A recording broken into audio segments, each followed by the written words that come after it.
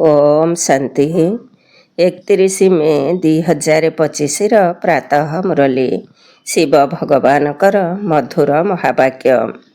शिव बाबा कहउछंती, मिठे बच्चे बंचिथिबा पर्यंत पढ़िबाकू हेब एवं पढ़ाइबाकू हेब, कारण खुशी एवं पदर आधार हेउछि पाठ पढ़ा। बंचिथिबा पर्यंत पढ़िबाकू हेब एवं पढ़ाइबाकू हेब, कारण खुशी एवं पदर आधार हेउछि पाठ पढ़ा। प्रश्न, सेबारे सफलता पाइबा पई मुख्यतः केउं गुण आवश्यक? सेबारे सफलता पाइबा पई मुख्यतः केउं गुण आवश्यक? उत्तर, सहनशीलतार। प्रत्येक कथारे सहनशील होई परस्पर मध्यरे संगठित होई सेवा कर। भाषण द्वारा सेवा करिबार व्यवस्था कर। मनुष्य मानकु निदरु उठाइबा पई अनेक प्रकारर उपाय बाहरिब। जेउमाने भाग्यवान संतान सेमाने पाठ पढ़ा मध्य बहुत आग्रहर सहित पढ़िबे। गीत, हमें उन राह पर चलना है। ओम शांति। तुमे संतान माने कौन विचार करी यही मधुबन को आसुछ? कौन पाठ पढ़िबा को आसुछ? काहा पाखकु आसुछ? बाप दादांक पाखकु। यहा हेउछि नुआ कथा। एभली केबे सुनिछ कि बाप दादांक पाखकु पाठ पढ़िबा को जाआंती? ताहा पुणी बाप दादा उभय एकत्र रहिछंती। एहा केते आश्चर्य कथा ना। तुमे माने बाबांकर वंडरफुल संतान अट। तुमे संतान माने मध्य ना रचयिता ना रचनार आदि मध्य अंतकु जानिथिल।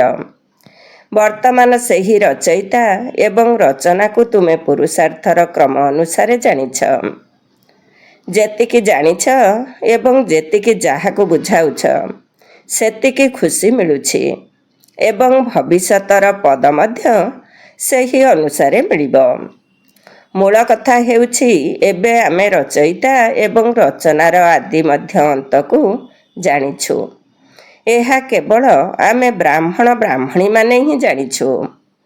बंचिथिबा पर्यंत निजकु निश्चय करिबाकू हेब जे आमे हेले बिके एवं शिव बाबांक ठारू एबे सारा विश्वर वर्षा नेउछु।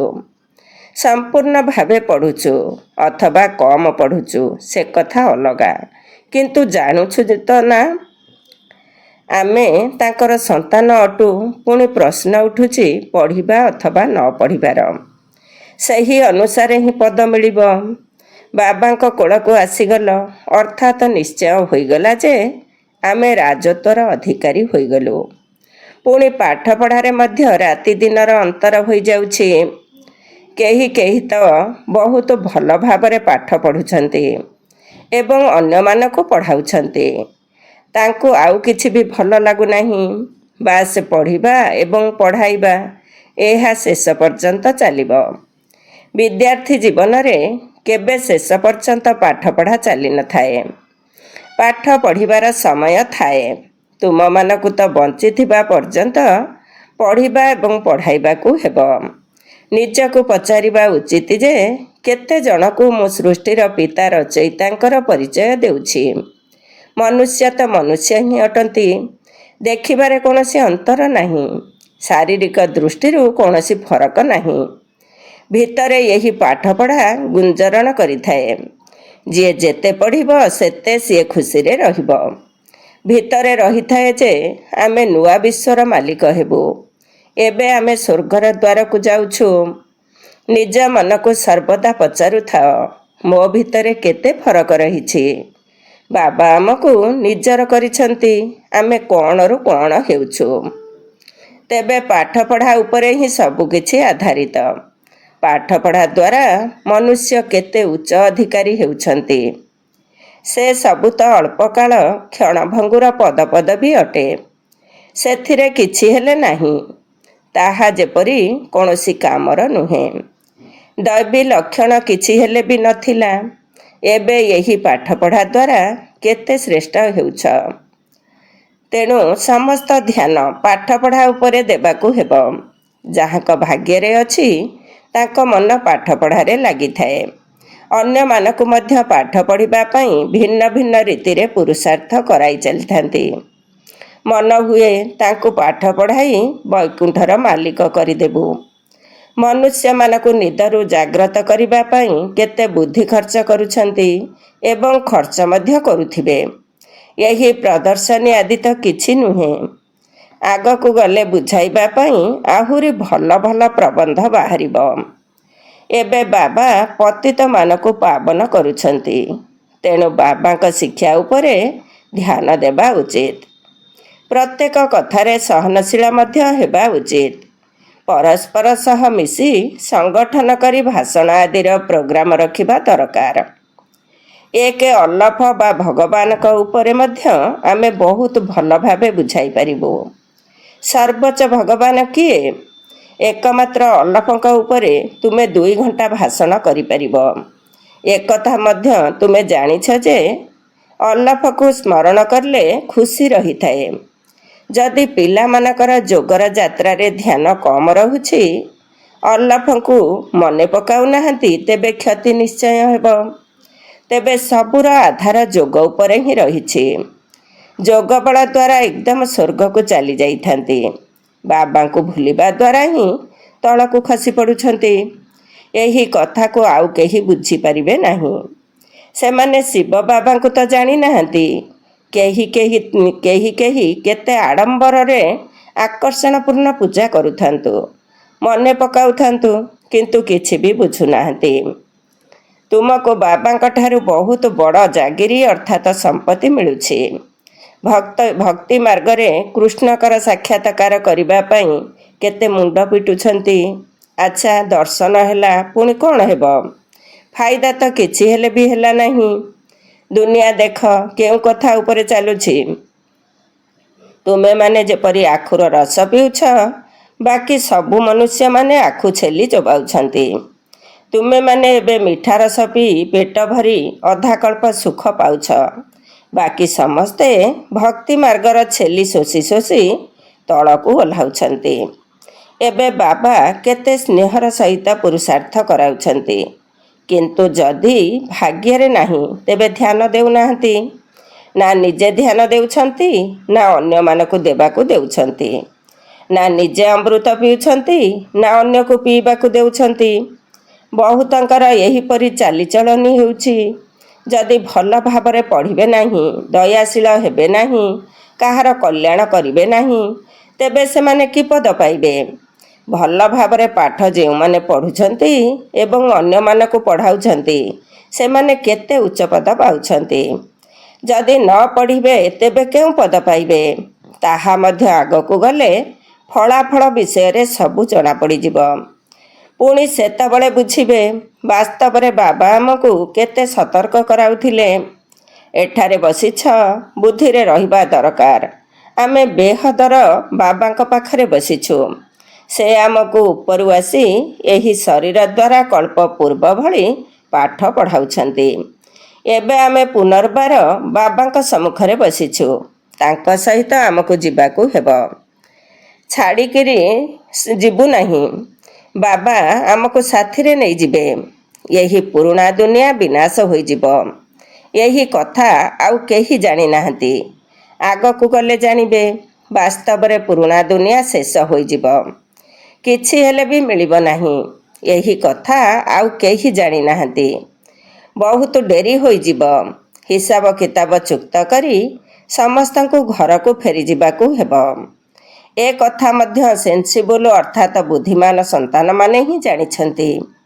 ବାସ୍ତବରେ ସନ୍ତାନ ତାକୁ କୁହାଯିବ ଯିଏ ସେବାରେ ଉପସ୍ଥିତ ରହୁଛନ୍ତି, ମାତା ପିତାଙ୍କୁ ଅନୁକରଣ କରୁଛନ୍ତି। ବାବାଙ୍କ ପରି ତୁମକୁ ଆତ୍ମିକ ସେବା କରିବାକୁ ହେବ। କେତେକ ସନ୍ତାନମାନଙ୍କର ଏହି ଧୁନ୍ ଲାଗି ରହୁଛି। ଯାହାଙ୍କର ବାବା ମହିମା କରୁଛନ୍ତି, ତେବେ ତୁମମାନଙ୍କୁ ମଧ୍ୟ ତାଙ୍କ ସଦୃଶ ହେବାକୁ ପଡ଼ିବ। ସମସ୍ତଙ୍କୁ ତ ଶିକ୍ଷକ ମିଳିଛନ୍ତି। ଏଠାକୁ ମଧ୍ୟ ସମସ୍ତେ ଆସୁଛନ୍ତି। ଏଠାରେ ତ ବଡ଼ ଶିକ୍ଷକ ବସିଛନ୍ତି। ବାବାଙ୍କୁ ସ୍ମରଣ ନ କରିଲେ ସୁଧୁରିବେ କିପରି? ଜ୍ଞାନ ତ ବହୁତ ସହଜ। 84 ଜନ୍ମର ଚକ୍ର କେତେ ସହଜ। କିନ୍ତୁ କେତେ ମୁଣ୍ଡ ପିଟିବାକୁ ବା ଚେଷ୍ଟା କରିବାକୁ ପଡ଼ୁଛି। ବାବା କେତେ ସହଜ କଥା ବୁଝାଉଛନ୍ତି। ବାବାଙ୍କୁ ଏବଂ 84 ଜନ୍ମର ଚକ୍ରକୁ ମନେ ପକାଇଲେ ଜୀବନ ରୂପକ ନୌକା ପାରି ହୋଇଯିବ। ଏହି ସନ୍ଦେଶ ସମସ୍ତଙ୍କୁ ଦେବାକୁ ହେବ। ତେଣୁ ନିଜର ମନକୁ ପଚାର, ମୁଁ କେତେ ମେସେଞ୍ଜର ବା ସନ୍ଦେଶବାହକ ହୋଇଛି। ଯେତେ ଯେତେ ବହୁତଙ୍କୁ ଜାଗ୍ରତ କରାଇବ ସେତେ ପୁରସ୍କାର ମିଳିବ।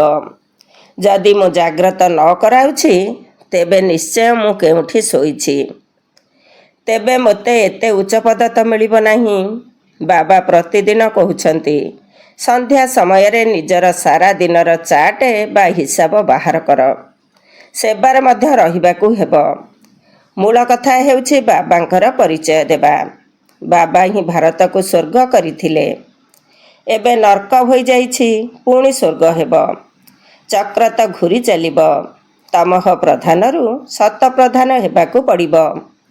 ବାବାଙ୍କୁ ମନେ ପକାଇଲେ ବିକାର ବାହାରିଯିବ। ସତ୍ୟ ଯୁଗରେ ବହୁତ କମ୍ ରହିବେ। ପୁଣି ରାବଣ ରାଜ୍ୟରେ କେତେ ବୃଦ୍ଧି ହୋଇଯାଇଥାଏ। ସତ୍ୟ ଯୁଗରେ 9 ଲକ୍ଷ ରହିବେ, ପୁଣି ଧୀରେ ଧୀରେ ବୃଦ୍ଧି ହେବ। ଯିଏ ପ୍ରଥମେ ପବିତ୍ର ଥିଲେ ସେହିମାନେ ପୁଣି ପତିତ ହୋଇଥାନ୍ତି। ସତ୍ୟ ଯୁଗରେ ଦେବତାମାନଙ୍କର ପବିତ୍ର ପ୍ରବୃତ୍ତି ମାର୍ଗ ଥିଲା। ସେହିମାନେ ପୁଣି ଅପବିତ୍ର ପ୍ରବୃତ୍ତି ମାର୍ଗୀ ହୋଇଯାଇଛନ୍ତି। ଡ୍ରାମା ଅନୁସାରେ ଏହି ଚକ୍ର ନିଶ୍ଚିତ ଘୂରିବ। ଏବେ ପୁଣି ତୁମେ ପବିତ୍ର ପ୍ରବୃତ୍ତି ମାର୍ଗର ହେଉଛ। ବାବା ହିଁ ଆସି ପବିତ୍ର କରାଉଛନ୍ତି। କହୁଛନ୍ତି, ମୋତେ ମନେ ପକାଇଲେ ବିକର୍ମ ବିନାଶ ହେବ। ତୁମେ ଅଧାକଳ୍ପ ପବିତ୍ର ଥିଲ, ପୁଣି ରାବଣ ରାଜ୍ୟରେ ପତିତ ହୋଇଯାଇଛ। ଏକଥା ମଧ୍ୟ ତୁମେମାନେ ଏବେ ବୁଝୁଛ। ଆମେ ମଧ୍ୟ ସମ୍ପୂର୍ଣ୍ଣ ମୂଲ୍ୟହୀନ ଥିଲୁ।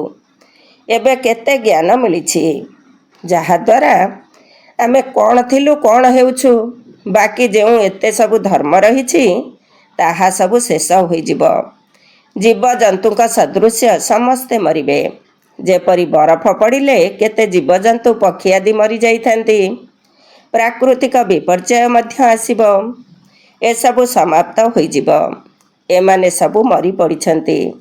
ଏହି ଆଖି ଦ୍ୱାରା ତୁମେ ଯାହା କିଛି ଦେଖୁଛ ସେସବୁ ପୁଣି ରହିବ ନାହିଁ। ନୂଆ ଦୁନିଆରେ ବିଲକୁଲ ହିଁ କମ୍ ସଂଖ୍ୟକ ମନୁଷ୍ୟ ରହିବେ। ଏହି ଜ୍ଞାନ ତୁମମାନଙ୍କ ବୁଦ୍ଧିରେ ଅଛି। ଜ୍ଞାନର ସାଗର ବାବା ହିଁ ତୁମକୁ ଜ୍ଞାନର ବର୍ଷା ଦେଉଛନ୍ତି। ତୁମେ ଜାଣିଛ, ସାରା ଦୁନିଆରେ ଆବର୍ଜନା ହିଁ ଆବର୍ଜନା ଭରି ରହିଛି। ଆମେ ମଧ୍ୟ ଆବର୍ଜନାରେ ଅପରିଷ୍କାର ହୋଇପଡ଼ିଥିଲୁ। ବାବା ଆବର୍ଜନାରୁ ବାହାର କରି ଏବେ କେତେ ଗୁଲଗୁଲ ବା ଫୁଲ ଭଳି କରୁଛନ୍ତି। ଆମେ ଏହି ଶରୀର ଛାଡ଼ିବୁ, ଆତ୍ମା ପବିତ୍ର ହୋଇଯିବ। ବାବା ସମସ୍ତଙ୍କୁ ସମାନ ରୂପରେ ପାଠ ପଢ଼ାଉଛନ୍ତି। କିନ୍ତୁ କେତେକଙ୍କର ବୁଦ୍ଧି ଯେପରି ବିଲକୁଲ ଜଡ଼, କିଛି ହେଲେ ବୁଝୁନାହାନ୍ତି। ଏହା ମଧ୍ୟ ଡ୍ରାମାରେ ନିର୍ଦ୍ଧାର୍ଯ୍ୟ ରହିଛି। ବାବା କହୁଛନ୍ତି, ଏମାନଙ୍କ ଭାଗ୍ୟରେ ହିଁ ନାହିଁ। ତେବେ ମୁଁ କ'ଣ କରିପାରିବି?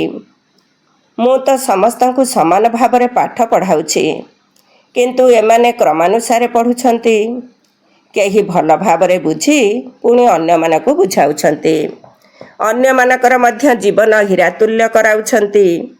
କେହି କେହି ତ ପୁଣି କରାଉନାହାନ୍ତି। କେତେ ଓଲଟା ଅହଙ୍କାର ରହିଛି। ଯେପରି ବୈଜ୍ଞାନିକମାନଙ୍କର ବୁଦ୍ଧିର କେତେ ଅହଙ୍କାର ରହିଛି। ଦୂରରୁ ଦୂର ଆକାଶକୁ, ସମୁଦ୍ରକୁ ଦେଖିବାକୁ ଚାହୁଁଛନ୍ତି। ବାବା କହୁଛନ୍ତି, ଏହାଦ୍ୱାରା କୌଣସି ଲାଭ ହେବ ନାହିଁ। ଅଯଥାରେ ଗର୍ବୀ ବୈଜ୍ଞାନିକମାନେ ନିଜର ମୁଣ୍ଡ ଖରାପ କରୁଛନ୍ତି। ବହୁତ ଅଧିକା ଦରମା ତାଙ୍କୁ ମିଳୁଛି, ସବୁ ନଷ୍ଟ କରି ଚାଲିଛନ୍ତି। ଏପରି ନୁହେଁ ଯେ ସୁନାର ଦ୍ୱାରିକା ସମୁଦ୍ର ତଳୁ ବାହାରି ଆସିବ। ଏହା ତ ଡ୍ରାମାର ଚକ୍ର ଅଟେ, ଯାହାକି ଘୂରି ଚାଲିଛି। ପୁଣି ଆମେ ନିଜ ସମୟରେ ନୂଆ ଦୁନିଆରେ ଯାଇ ମହଲ ତିଆରି କରିବା। କେହି କେହି ଆଶ୍ଚର୍ଯ୍ୟ ହେଉଛନ୍ତି, କ'ଣ ଏହିପରି ପୁଣି ମହଲ ତିଆରି ହେବ? ନିଶ୍ଚୟ ବାବା ଦେଖାଉଛନ୍ତି, ତୁମମାନଙ୍କୁ ପୁଣି ଏହିପରି ସୁନାର ମହଲ ତିଆରି କରିବାକୁ ହେବ। ସେଠାରେ ତ ବହୁତ ସୁନା ରହିବ। ବର୍ତ୍ତମାନ ମଧ୍ୟ କେତେକ ସ୍ଥାନରେ ବହୁତ ସୁନାର ପାହାଡ଼ମାନ ରହିଛି, କିନ୍ତୁ ସୁନା ବାହାର କରିପାରୁନାହାନ୍ତି। ନୂଆ ଦୁନିଆରେ ତ ସୁନାର ଅସରନ୍ତି ଖଣି ଥିଲା, ତାହା ଶେଷ ହୋଇଗଲା। ଏବେ ହୀରାର ଦାମ ମଧ୍ୟ ଦେଖ କେତେ ହୋଇଯାଇଛି। ଆଜି ଏତେ ଦାମ କାଲି ପଥର ସଦୃଶ୍ୟ ହୋଇଯିବ। ବାବା ତୁମ ସନ୍ତାନମାନଙ୍କୁ ବହୁତ ୱାଣ୍ଡରଫୁଲ ବା ଆଶ୍ଚର୍ଯ୍ୟ କଥା ଶୁଣାଉଛନ୍ତି ଏବଂ ସାକ୍ଷାତକାର ମଧ୍ୟ କରାଉଛନ୍ତି। ତୁମ ସନ୍ତାନମାନଙ୍କର ବୁଦ୍ଧିରେ ଏବେ ଏକଥା ରହିବା ଉଚିତ ଯେ ଆମ ଆତ୍ମାମାନଙ୍କୁ ନିଜର ଘର ଛାଡ଼ିବାକୁ 5000 ବର୍ଷ ହୋଇଗଲାଣି, ଯାହାକୁ ମୁକ୍ତିଧାମ କୁହାଯାଉଛି। ଭକ୍ତି ମାର୍ଗରେ ମୁକ୍ତି ନିମନ୍ତେ କେତେ ମୁଣ୍ଡ ପିଟୁଛନ୍ତି, କିନ୍ତୁ ଏବେ ତୁମେ ବୁଝିପାରୁଛ ବାବାଙ୍କ ବିନା କେହି ମୁକ୍ତି ଦେଇପାରିବେ ନାହିଁ, ସାଥିରେ ନେଇଯାଇପାରିବେ ନାହିଁ। ଏବେ ତୁମ ସନ୍ତାନମାନଙ୍କର ବୁଦ୍ଧିରେ ନୂଆ ଦୁନିଆ ରହିଛି। ଜାଣିଛ ଏହି ଚକ୍ର ନିଶ୍ଚିତ ଘୂରିବ। ତୁମର ଅନ୍ୟ କୌଣସି କଥାକୁ ଯିବା ଅନୁଚିତ। କେବଳ ବାବାଙ୍କୁ ମନେ ପକାଇବାକୁ ହେବ। ସମସ୍ତଙ୍କୁ ଏହି କଥା କହିଚାଲ। ବାବାଙ୍କୁ ସ୍ମରଣ କରିଲେ ବିକର୍ମ ବିନାଶ ହେବ।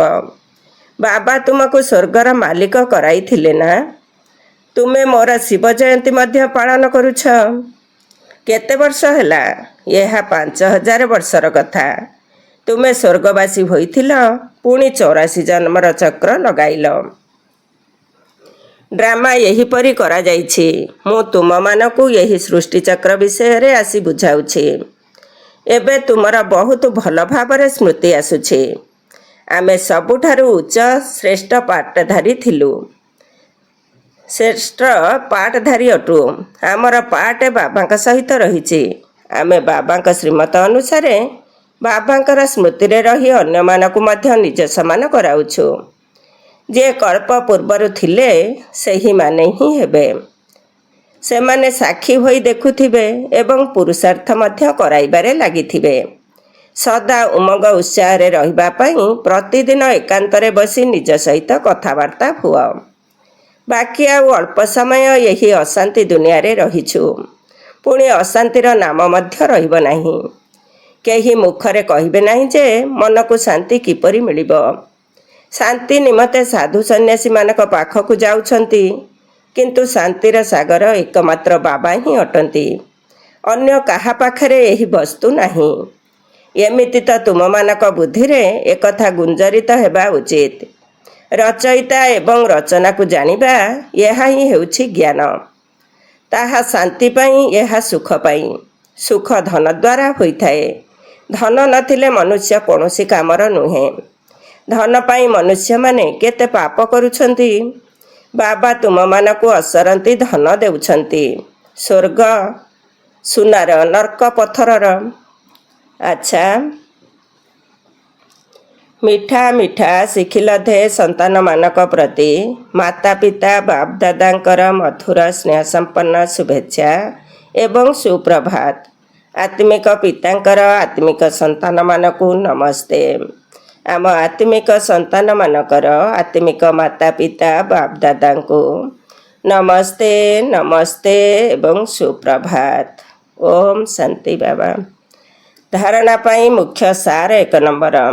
ସମୟ ବାହାର କରି ଏକାନ୍ତରେ ବସି ନିଜେ ନିଜ ସହିତ କଥା ହୋଇ ନିଜ ଭିତରେ ଉମଙ୍ଗ ଉତ୍ସାହ ଜାଗ୍ରତ କରିବାକୁ ହେବ। ନିଜ ସମାନ କରିବାର ସେବା ସହିତ ସାକ୍ଷୀ ହୋଇ ପ୍ରତ୍ୟେକଙ୍କର ପାଟକୁ ଦେଖିବାର ଅଭ୍ୟାସ କରିବାକୁ ହେବ। 2 ନମ୍ବର, ବାବାଙ୍କୁ ମନେ ପକାଇ ନିଜକୁ ନିଜେ ସୁଧାରିବାକୁ ହେବ। ନିଜର ମନକୁ ପଚାରିବାକୁ ହେବ ଯେ ମୁଁ ଈଶ୍ୱରୀୟ ସନ୍ଦେଶବାହକ ହୋଇଛି। ମୁଁ କେତେ ଜଣକୁ ନିଜ ସମାନ କରିଛି। ଆଜିର ବରଦାନ। ଶ୍ରେଷ୍ଠ ପୁରୁଷାର୍ଥ ଦ୍ୱାରା ଅନ୍ତିମ ଫଳାଫଳର ପ୍ରଥମ ନମ୍ବର ପ୍ରାପ୍ତ କରୁଥିବା ଉଡ଼ନ୍ତା ପକ୍ଷୀ ହୁଅ।